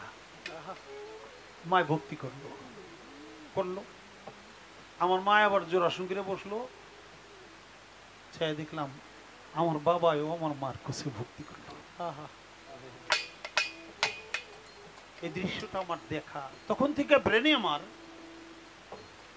একটা তোলপাড়ের সৃষ্টি হইল। কারণটা কি? আমার মা বাবারে ভক্তি করবে, এটা স্বাভাবিক। স্বামীর পদতলে স্ত্রীর জান্নাত, তাহলে মা বাবার ভক্তি করতে পারে, কিন্তু বাবাই ভক্তি করে মায়ের, এটা কি মনে করে? এখন আমি কাউরে লজ্জায় এটা বলিও না, না বলতেও পারি না, বুঝতে পারি না ভেদ, বুঝতে পারি না। অবশেষে না বুঝলেও কিছুটা বুঝের কিনার দিয়া হাঁটি, হাঁটতে হাঁটতে এইটুকু মনের ভিতর উদয় হইল, কোনো কোনো সময় নিজের যে স্ত্রী সে হয়ে যায় সহধর্মিনী, অর্থাৎ ধর্মের সহযোগিতা করে। এই জন্য স্ত্রী সে আর স্ত্রী থাকে না, সে তখন গুরু হয়ে যায় কোনো কোনো সময়। কোন গুরুর সাথে কোন প্রেম? আমি এখানে বলছি মাতা গুরু, পিতা গুরু, গুরু জ্যেষ্ঠ ভাই, তার চেয়ে অধিক গুরু ভজনের কামাই, এটা চারজন। আর একটা হলো মহাগুরু, যিনি স্রষ্টা মালিক। সখার সাথে সূক্ষ্ম প্রেম করতে হবে, গুরুর সাথে দাসত্ব প্রেম করতে হবে।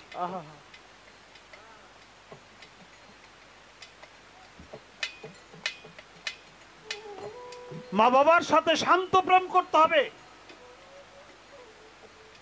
আর যিনি গুরুজন বড় ভাই তার সাথে বাৎসল্য প্রেম করতে হবে, দুনিয়া প্রেম করতে হবে।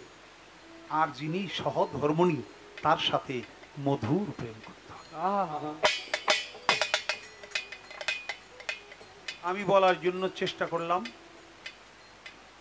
আমি খালি আপনার কাছে একটা কথা জানতে চাই, আপনি কোন পদের শিষ্য? আমি জানি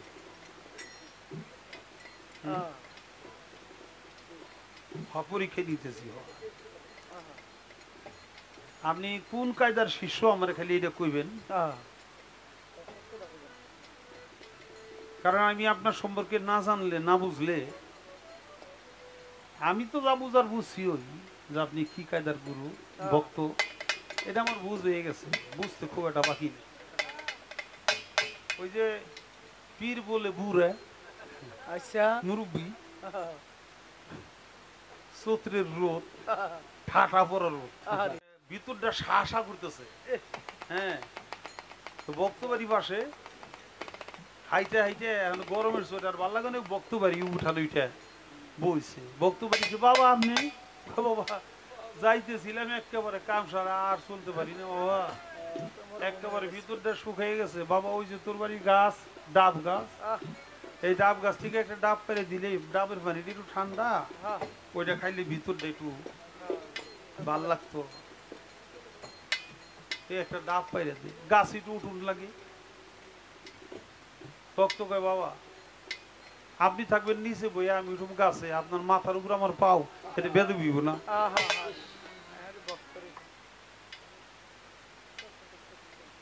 ব্যস্ত কায়দা মতোই দিছে।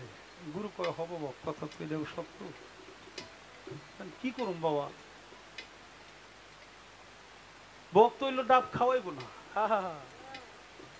তো পিসা বড় খাইতে বলছে কয় যে বাবা ঠিক আছে তুই যখন পারতে পারবি না আমি গাছ উঠতে পারি কথা আপনি যদি কষ্ট করে পারতে পারেন তাহলে তো আমি না করবে পারি না পিসাব তো কাঁচা টাচা দিয়ে গাছ একটু উঠছে উঠছে বাবা বুড়া মানুষ বুক টুক ছুলে গেছে ডাব এটা পারছে ডাব পারার পরে এখন ডাব তো আর এমনি খাওয়া যাব না কতটা দাওয়ান বাবা ডাবটা পারলাম দাও দিয়ে কাটুন লাগবো না একটা দাওয়ান একটা গিলাস আন দাউলে এসে ভক্ত মনে মনে কয় ডাবটা পাইরি ফেলাইলো তারপরে যদি না কাটি এটা তো বাজারে নিয়ে বেচতে পারবো ডাব তো রাতে করে নিতে পারবো না বুড়া মানুষ হ্যাঁ না কাটলে বাজারে নিয়ে বেচেও খাইতে পারবো টাকা পাবো তো দাওয়ান সে নেন বাবা কত বাবা তুই কাট দাউলো হয়েছে হাতে কোপ দিব বাবা সাধু হালিম সাহেবের গানের মধ্যে শুনছিলাম গুরু যেদিকে ঘুরাই আঁকি আমি সেই দিকেই তোমারে দেখি কেবল হালিম পাবি চিনল না তোমার সব দিকেই আপনি আপনি নাই এমন কোন জায়গা তো নাই এখন আমি এই যে দাও ধরছি এই যে কোপ দিব এখানে তো আপনি আছেন আমি কোপটা দিয়ে মুখে ঠিক আছে বুঝছি তুই কাটবি না তাহলে যে আমি কাটি গুরু নিজেই কোপ দিয়ে দিয়ে কাইটে পানিতে গ্লাসে ভরছে বই এখন যে খাইবো ভক্ত তো চাই রয়েছে খাইতে ফেলাইলো তো পীরে কয় ভদ্রতাও তো দেখাইতে হয় তো ভদ্রতার খাতিরই কইছে না বাবা তুমি একটু খাও গ্লাসটা হাতে লোকে বাবা আপনার দুইবার হুকুম অমান্য করছে এইবার যদি হুকুম অমান্য করি তাহলে তো আমার জাহান্নামেও যাইব না এইবার হুকুম অমান্য করতে পারবো না ধৈর্য ঢক ঢক ঢক ঢক ঢক ঢক হয়ে তা আমার যেরকম ডাব খাওয়া ভক্ত আমি বুঝছি আগে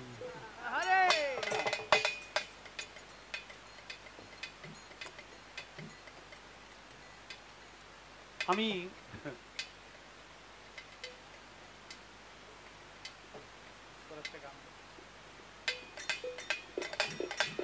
ভজন হইল না আমার সংসার মায়ায় দিন চলে যায়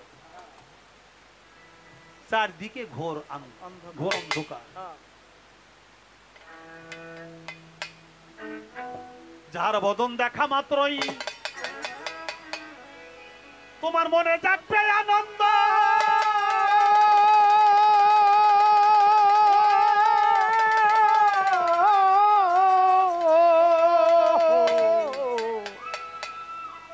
তাকে বুকে জড়িয়ে ভেব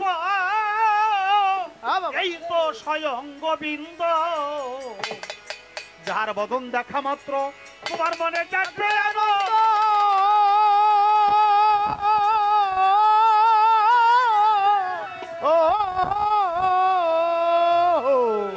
আরে তাকেই বুকে জড়িয়ে ভেব এই তো স্বয়ং গোবিন্দ দিয়ে তার প্রতি অঙ্গে প্রতি অঙ্গ করিও গোবিন্দ সঙ্গ প্রতি অঙ্গে প্রতি অঙ্গ করিও গোবিন্দ সঙ্গ প্রতি অঙ্গে প্রতি অঙ্গ করিও গোবিন্দ সঙ্গ উথলিবে প্রেম তরঙ্গ উথলিবে অমদিন উথলিবে প্রেম তরঙ্গ তাপিত প্রাণ জুড়াইবে জানো না রে অভ্রান্ত মন কিসে গুরুর ভজন হবে জানো না রে অভ্রান্ত মন যার সাথে নাই প্রেম প্রীতি যার সাথে নাই যার সাথে নাই প্রেম প্রীতি তার পূজায় কি মন বসিবে জানো না রে অভ্রান্ত মন কিসে গুরুর ভজন হবে জানো না রে অভ্রান্ত মন কিসে গুরুর ভজন হবে জানো না রে অভ্রান্ত মন যাহার বদন দেখা মাত্র মনে জাগবে আনন্দ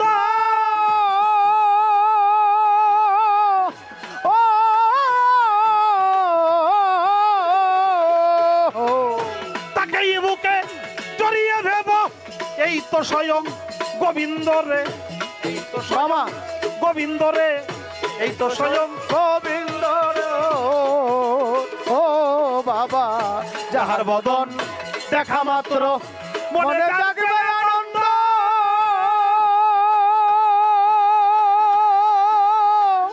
ও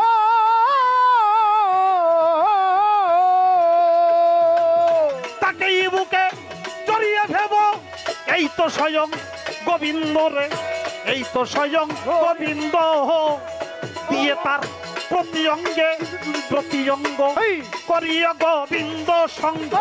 প্রতি অঙ্গে প্রতি অঙ্গ করিও গোবিন্দর সঙ্গ।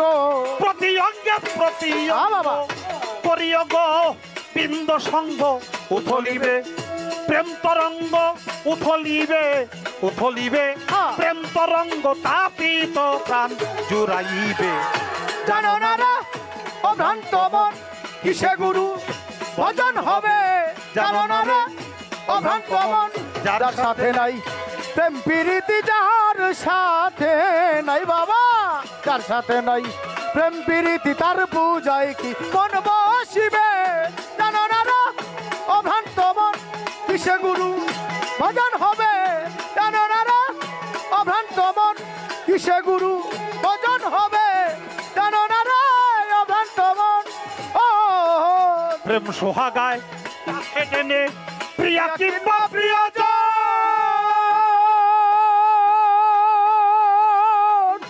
ও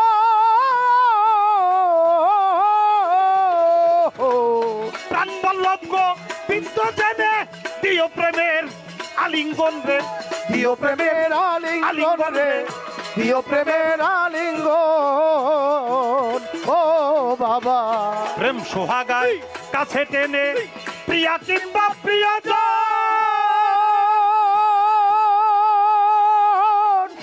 ও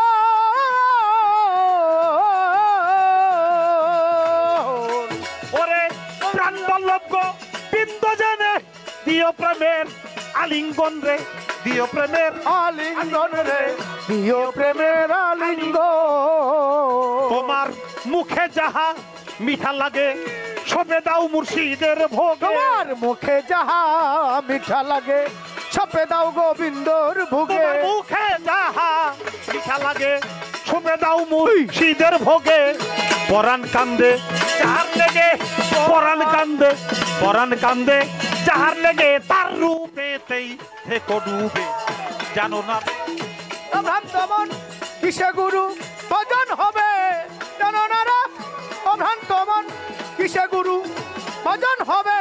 জানো না রে ও ভ্রান্ত মন যার সাথে নাই প্রেম প্রীতি, যার সাথে নাই বাবা, যার সাথে নাই প্রেম প্রীতি, তার পূজায় কি মন বসিবে।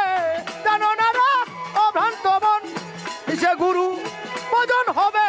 জানো না রে ও ভ্রান্ত মন কিসে গুরু ভজন হবে। জানো না রে ও ভ্রান্ত মন বাবা সবার চাইতে গোপন পীড়িত, যার সাথে জানার প্রদান।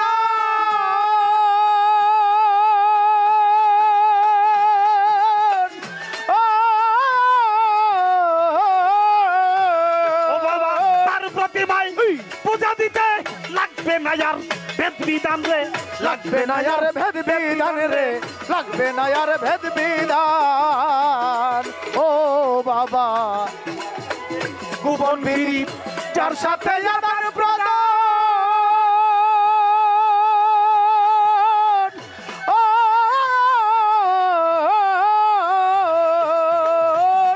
বাবা তার প্রতিমায় পূজা দিতে লাগবে না আর ভেদ বিধান রে, লাগবে না আর ভেদ বিধান রে, লাগবে না আর ভেদ বিধান। আছে পঞ্চরসে কত্র করা এই প্রেমের হারিতে ভরে আছে পঞ্চরসে কত্র করা প্রেমের হারিতে ভরা। আছে পঞ্চরসে কত্র বাবা। করা এই প্রেমের হারিতে ভরা। বল্লভে কয় পেল যারা, বল্লভে কয় রাধা, বল্লভে কয় পেল যারা, প্রেমের মরা মরতে হবে। জানো না রে ও ভ্রান্ত মন কিসে গুরু ভজন হবে। জানো না রে ও ভ্রান্ত মন কিসে গুরু ভজন হবে। জানো না রে ও ভ্রান্ত মন যার সাথে নাই প্রেম প্রীতি, যার সাথে নাই, যার সাথে নাই প্রেম প্রীতি তার পূজায় কি মন বসিবে জানো না রা ও ভ্রান্ত মন কিসে গুরু ভজন হবে জানো না রা ও ভ্রান্ত মন কিসে গুরু ভজন হবে জানো না রা ও ভ্রান্ত মন কিসে গুরু ভজন হবে জানো না রা ও ভ্রান্ত মন সবার চাইতে গোপন পীড়িত যার সাথে আদান প্রদান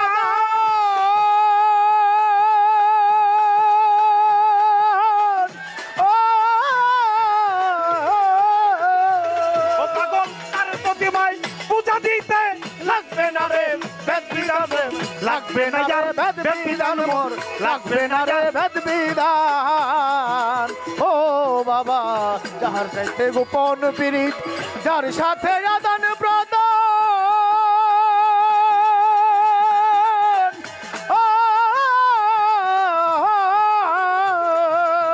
তার প্রতিমায় পূজা দিতে লাগবে না যার বেদ বিধান মন লাগবে না যার ভেদ বিধান মোর লাগবে না রে ভেদ বিধান আছে পঞ্চরসে কন্ত্র করা এই প্রেমের হারিতে ভরা আছে পঞ্চরসে কত্র করা প্রেমের হারিতে ভরা পঞ্চরসে কন্ত্র করা এই প্রেমের হারিতে ভরা বল্লভে কয় পেল যারা বল লভে কয় রাধা বাবা বল্লভে কয় পেল যারা প্রেমের মরা মরতে হবে জানো না রা ও ভ্রান্ত মন কিসে গুরু ভজন হবে জানো না রা ও ভ্রান্ত মন যার সাথে নাই প্রেম প্রীতি যার সাথে নাই যার সাথে নাই প্রেম প্রীতি তার পূজায় কি মন বসিবে জানো না রা ও ভ্রান্ত মন কিসে গুরু ভজন হবে জানো না রা ও ভ্রান্ত মন কিসে গুরু ভজন হবে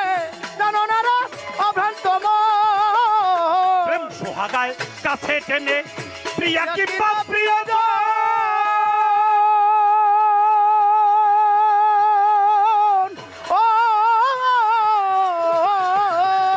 ও পাগল তার প্রেম সোহাগায় প্রাণ বল্লভ গোবিন্দ যে রে দিও প্রেমের আলিঙ্গন রে দিও প্রেমের আলিঙ্গন রে দিও প্রেমের আলিঙ্গন ও বাবা প্রেম সোহাগায় কাছে টেনে প্রিয়া কিংবা প্রিয়জন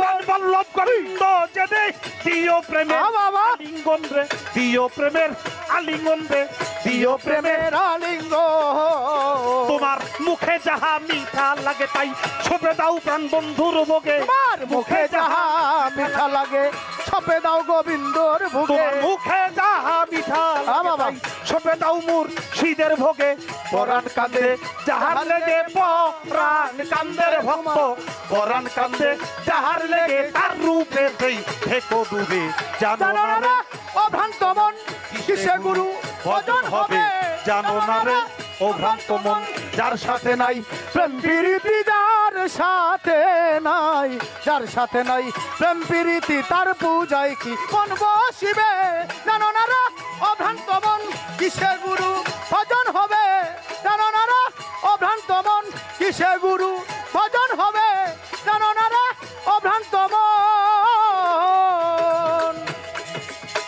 সবার চাইতে গোপন পীড়িত যার সাথে আদান প্রদান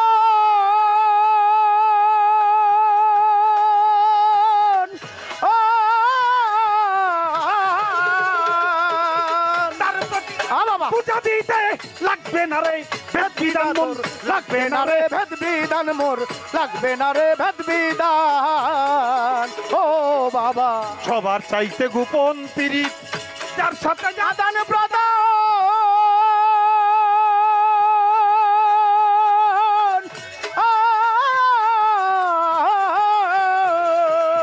তার প্রতিমায় পূজা দিতে লাগবে না রে বাবা। বেদ বিধান মন লাগবে না রে ভেদ বেদ বিধান মোর লাগবে না রে ভেদ বিধান আছে পঞ্চরস একত্র করা এই প্রেমের হারিতে ভরা পঞ্চরসে একত্র করা প্রেমের হারিতে ভরা আছে পঞ্চরস আছে কত্র করাই এই প্রেমের হারিতে ভরা বল্লভে কয় পেল যারা বল্লভে কয় রাধা বল্লভে কয় পেল যারা প্রেমের মরা মরতে হবে জানো না রে ও ভ্রান্ত মন কিসে গুরু ভজন হবে জানো না রে ও ভ্রান্ত মন যার সাথে নাই প্রেম প্রীতি যার সাথে নাই যার সাথে নাই প্রেম প্রীতি তার পূজায় কি মন বসিবে জানো না রে ও ভ্রান্ত মন কিসে গুরু ভজন হবে জানো না রে ও ভ্রান্ত মন যার সাথে নাই প্রেম প্রীতি তার সাথে নাই বাবা যার সাথে নাই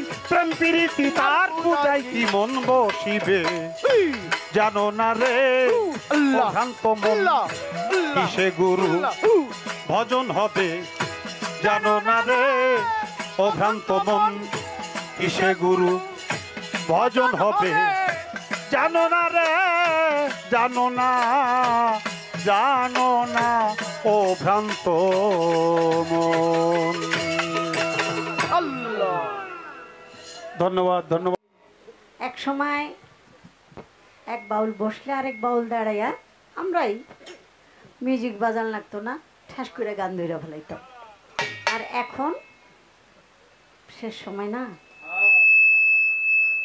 ভেজাল ভুজাল খাইয়া শরীরের আগের মতো সেই ধৈর্য নাই এই জন্য কারো একটু আসা যাওয়া করা লাগে সেই সুযোগটাও তো দেয়া লাগে এই কোনটার মধ্যে জানি কি হইতেছে হ্যালো হ্যালো হ্যাঁ হ্যালো না না না মালিক ভাইয়ের তো আসলে সেট না আমাদের সাগর ও ফোন করে মালিক ভাইয়ের আনছিল এখন মালিক ভাই চলে গেছে কারণ যার যার একটা কাজ আছে তো মালিক ভাই থাকতে আরেক খালেক বাইরে লইছে তো মালিক ভাই তো এত ঠেকা না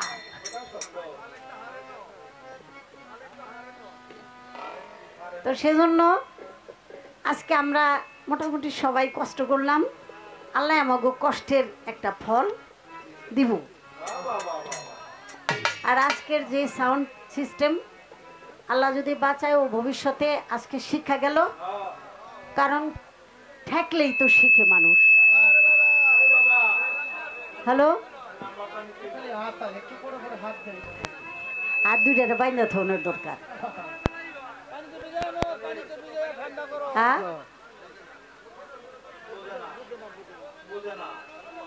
হ্যালো কোন রে টিভি দেয় খালি কিস কিস করে ওঠে বুঝি না ভাই শীষ মারে কোনটা আপনি এটা কমান শীষ মারে কোনটা এটা কমান হ্যালো কি জানি কোনটার লাগে জানি কি হইতাছে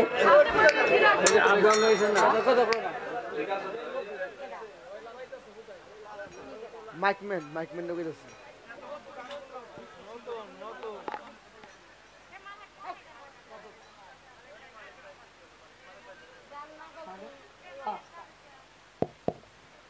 শুনেন মেজাজটা তো ঠান্ডা করে দিলেন যুদ্ধের মঞ্চে একটা মেজাজ লাগে না মেজাজটা শেষ যেইভাবে আমার এসে পাকড়াও করছে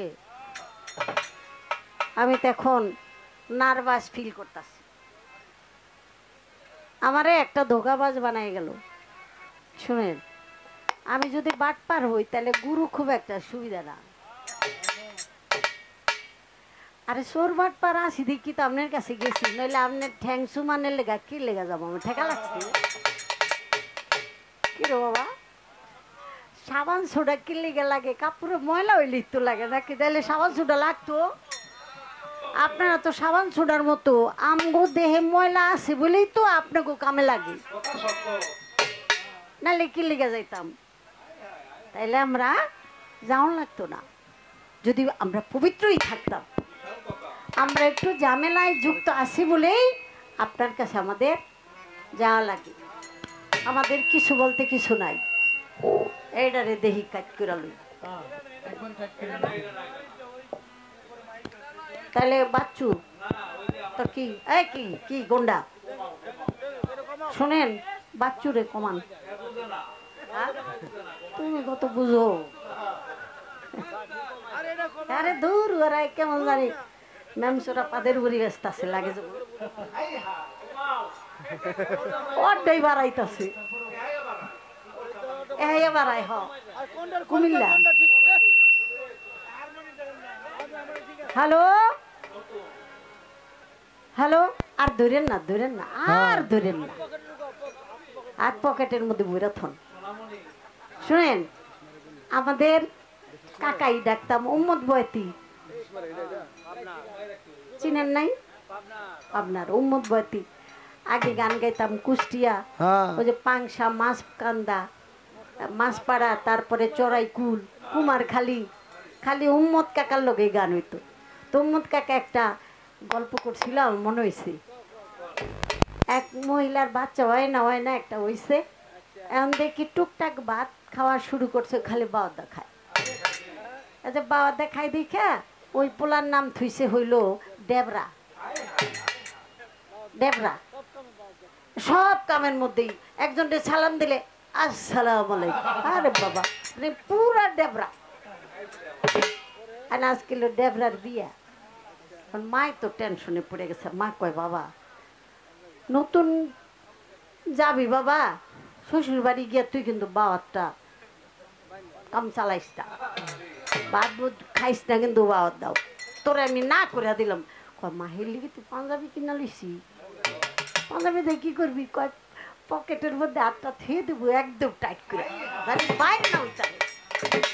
পোলার গাও চালাক কম না। গেছে তো বাবা, এখন তো সবার লোকে ডাইনার দা ভাত খায় তো অভ্যাস নাই, তাও চেষ্টা করতেছে, কিন্তু ওইটা খালি মুসরাইয়া ওদিকে পাঞ্জাবির পকেটের প্যাট ছিঁড়া লাগছে। অভ্যাস যে।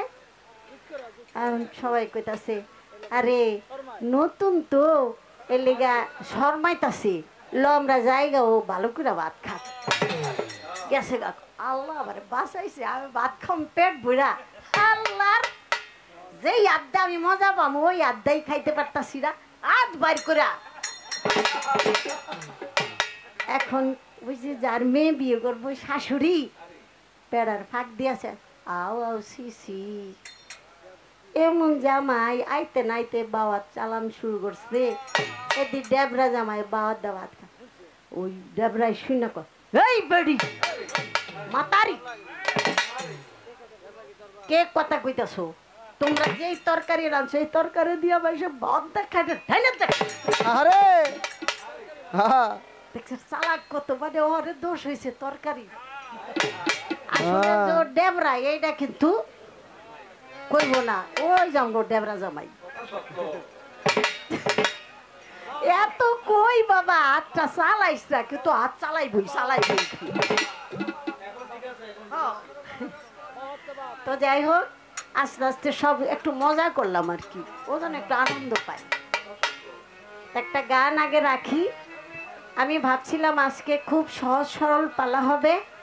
আমি আমার গুরুকে আমি কষ্ট দেব না, যন্ত্রণা দেব না, কারণ আমি বুঝতে পারছি আপনারা যারা পাকা মানুষগুলি, আমরা যেই আত্মতত্ত্বের কথা বলবো সেই সম্পর্কে আপনাদের ঠোঁটস্থ মুখস্থ কণ্ঠস্থ আমি বুঝতে পারছি।